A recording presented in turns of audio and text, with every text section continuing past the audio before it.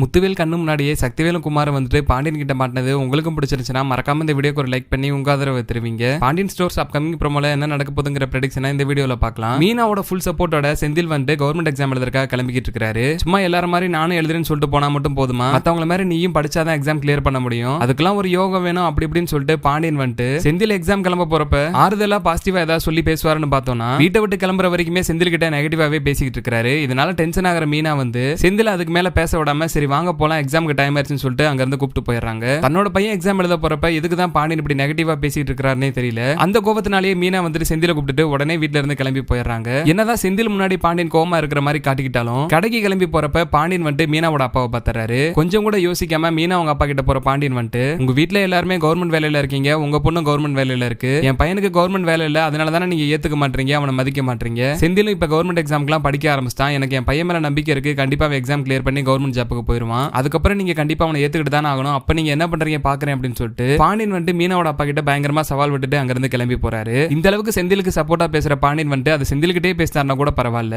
பாண்டியன் பண்ணக்கூடிய பெரிய தப்பே அவங்க பசங்க மேல இருக்கிற பாசத்தை பசங்க மேல மட்டும் காட்டாம மனசுக்குள்ளேயே வச்சுக்கிட்டு சுத்தி இருக்கிற எல்லார்கிட்டையும் மட்டும் சொல்லிட்டு அவங்க பசங்க கிட்ட மட்டும் காட்டாம இருக்காரு. அதனால என்னமோ தான் சரணன்னு செந்தில சும்மா இருந்தாலும் கதிர் வந்துட்டு பாண்டியன் பேசுறது பிடிக்காம பாண்டியனை ஏத்து கேள்வி கேட்க ஆரம்பிச்சாரு. செந்தில் எக்ஸாம் முடிச்சுட்டு வீட்டுக்கு ரிட்டர்ன் வந்துகிட்டு இருக்கிறப்ப எங்க குடும்பத்துல எவ்வளவு பிரச்சனை போயிட்டு இருக்கு, எனக்கு என்ன கல்யாணமே ஆகல, நீ மட்டும் எப்படிடா சந்தோஷமா இருக்கலாம் அப்படின்னு சொல்லிட்டு குமார் வந்துட்டு செந்தில் கூட சம்பந்தமே இல்லாம பிரச்சனை பண்ணிக்கிட்டு இருக்காரு. செந்திலுக்கும் குமாருக்கும் பிரச்சனை நடந்துட்டு இருக்கிற விஷயத்தை ஊர்க்காரங்க பார்த்து பாண்டியன் கிட்ட சொல்லிடுறாங்க. உடனே பாண்டியன் அவசர அவசரமா பிரச்சனை நடக்கிற இடத்துக்கு கிளம்பி வந்துட்டு இருக்காரு. அப்ப எதிர்ச்சியா முத்துவேலை பாக்குற பாண்டியன் வந்துட்டு உன் தம்பியும் தம்பி பையனும் என்ன பண்ணிட்டு இருக்காங்க வந்து பாரு அப்படின்னு சொல்லிட்டு முத்துவேலை கூப்பிட்டுக்கிட்டு பிரச்சனை நடக்கிற இடத்துக்கு போயிடுறாரு. அங்க போனதுக்கு அப்புறம் தான் எந்த ஒரு காரணமே இல்லாம சக்திவேலும் குமாரும் சேர்ந்துக்கிட்டு செந்தில் கிட்ட பிரச்சனை பண்ணிட்டு இருக்கிறத முத்துவேல் பாத்துறாரு. இப்பயாவது தெரியுதா உங்க குடும்பத்துக்கு ஏதாவது ஒரு பிரச்சனைக்கு நாங்க வரமா? செந்தில் அவன் பாட்டுக்கு எக்ஸாம் எழுத போயிட்டு வீட்டுக்கு வந்துகிட்டு இருக்கான். அவங்கிட்ட எதுக்கு போய் உன் தம்பி பையன் போய் பிரச்சனை பண்ணிக்கிட்டு இருக்காங்க? தொடர்ச்சியாவே உங்க குடும்பத்தாளுங்க எல்லாமே இப்படியே தான் பண்ணிக்கிட்டு இருக்கீங்க, எங்களை நிம்மதியாவே வாழ விட மாட்டீங்களா? நாங்க தான் உங்க கூட எந்த பிரச்சனைக்குமே வரதில்லையே, எங்க வாழ்க்கையை நாங்க பாட்டு பார்த்துட்டு பேசாம தானே இருக்கோம், ஏன் எங்க குடும்பத்துக்கு இவ்வளவு கஷ்டத்தை கொடுக்குறீங்கன்னு சொல்லிட்டு பாண்டியன் வந்து கேள்வி மேல கேள்வியா முத்துவேல்ட்ட கேட்க ஆரம்பிச்சாரு. சக்திவேலும் குமாரும் இப்படி பண்ணுவாங்கிறது எனக்கு தெரியவே இல்ல,